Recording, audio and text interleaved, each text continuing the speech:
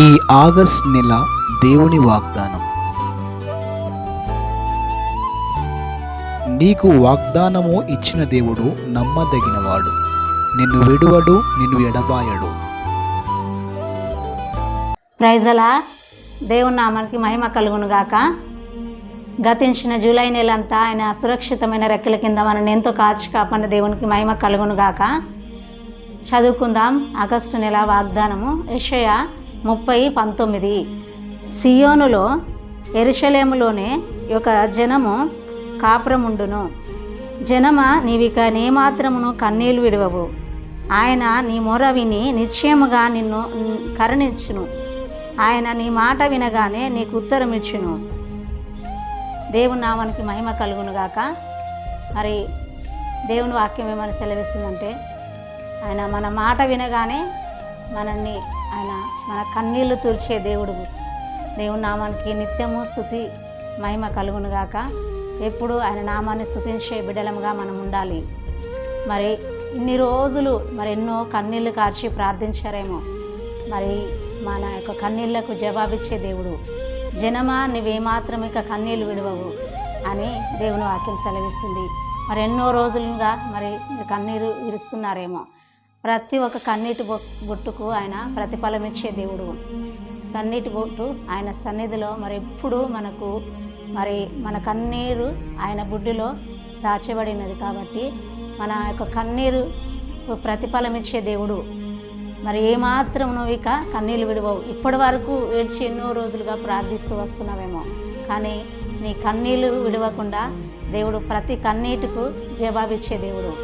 మన దేవుడు గొప్పవాడు, సర్వశక్తిమంతుడు. ఏ స్థితిలో మీరుండి కన్నీళ్ళు విడుస్తున్నారో, ఎలాంటి పరిస్థితులలో మీరున్నారో, మన దేవుడు మన మాట వినగానే మనకు జవాబిచ్చే దేవుడు. మన మాట విని మనము ఎప్పుడు మొరపెట్టినప్పుడల్లా ఆయన మనవి ఆలకించే దేవుడు. మనకు నిశ్చయంగా ప్రతిఫలం ఇచ్చే గొప్ప దేవుడు మన పక్షమున ఉన్నాడు. మన కన్నీళ్లు తుడిచే దేవుడు మన పక్షమున ఉన్నాడు. మీరు ఏ పరిస్థితిలో ఉన్నారో, ఎలాంటి స్థితి ఉంటుందో, కాబట్టి ఆ స్థితిలో అన్నిటి నుండి విడిపించి నీ కన్నీటి బొట్టును తుడిచి నీ కన్నీటికి జవాబిచ్చే దేవుడు. నా కన్నీటి తుడిచే దేవుడు మన పక్షమున ఉన్నాడు. భయపడకూడదు. మన మాట వినగానే మనకు జవాబిచ్చే దేవుడు. మన మాట ఆయన మన ప్రార్థన ఆయన చెవిలో చొచ్చి ఉన్నదాన్ని దేవుని వాక్యం సెలవిస్తుంది. కాబట్టి నువ్వెప్పుడు మొరపెట్టినా ఆయన నీ మాట ఆలకించే దేవుడు. నా మాట ప్రార్థన ఆలకించే దేవుడు. మనం ఎప్పుడు కూడా మన కన్నీళ్లకు మోగింపు చేసే దేవుడు మన పక్షంలో ఉన్నాడు. కాబట్టి జనమా, నువ్వేమాత్రము నీ కన్నీళ్లు విడవని దేవుని వాక్యం సెలవిస్తుంది. కాబట్టి మనం ఇక ఎప్పుడు కూడా ఆయన సన్నిధిలో ఇంతవరకు ప్రార్థించి కన్నీళ్ళు విడిచిన ఆ ప్రార్థనకు నిశ్చయంగా మన దేవుడు ప్రతిఫలం ఇచ్చి ఉన్నాడు. నమ్మాలి. ఆయన సన్నిధిలో ఎదురు చూస్తూ మనము విశ్వాసంతో ఎదురు చూసినప్పుడు నిశ్చయముగా మన దేవుడు మనకు ప్రతిఫలం ఇచ్చి ఉన్నాడని నమ్మి ఆయన సన్నిధిలో వేచి ఉందము గాక. దేవుని సన్నిధి సమాధానము మనందరికీ తోడైండి నడిపించును గాక. ఏ పరిస్థితిలో ఉన్నారో ఆ పరిస్థితులన్నిటి నుండి దేవుడు విడిపించును గాక. ప్రార్థన.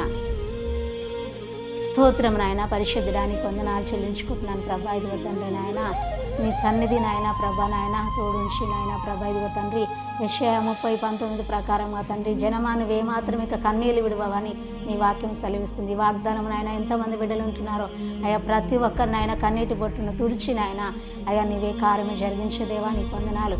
ఏ బిడ్డ ఏ పరిస్థితిలో ఉంటున్నారో ప్రభా, ఏ బిడ్డనైనా ఎలాంటి నాయన స్థితిగతులతో ఉంటున్నారు ప్రభా, ప్రతి ఒక్కరి కన్నీళ్లు తుడిచి ఆయన నా ప్రభా నీ మాట వినగానే నీకు జవాబిస్తానని నీ వాక్యం సెలవిస్తుంది ప్రభా. ఇదిగో తండ్రి నాయన ఎంతమంది వాగ్దానం చూస్తున్నారో ప్రతి బిడ్డలో అద్భుత కార్యం జరిగించే దేవా నీ వందనాలు.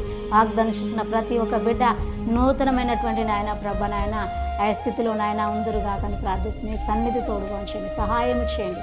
ఆయా గొప్ప దేవానికి వందనాలు. గర్భఫలం లేని వారికి గర్భఫలం దయచేయి ప్రభా. ప్రతి అనారోగ్య స్థితిలో ఉన్న బిడ్డలకు ఆరోగ్యం దయచేయి. నీ సన్నిధి తోడుంచి నడిపించి కృప చూపమని వాగ్దానం చేసిన ప్రతి బిడ్డ హృదయాల్లో నూరంతలుగా ఈ వాక్యం ఫలించును కాకని ప్రార్థిస్తూ నీ సన్నిధి తోడుంచి నడిపించమని యేసు నామమున అడుగుచున్నాను తండ్రి. ఆమేన్.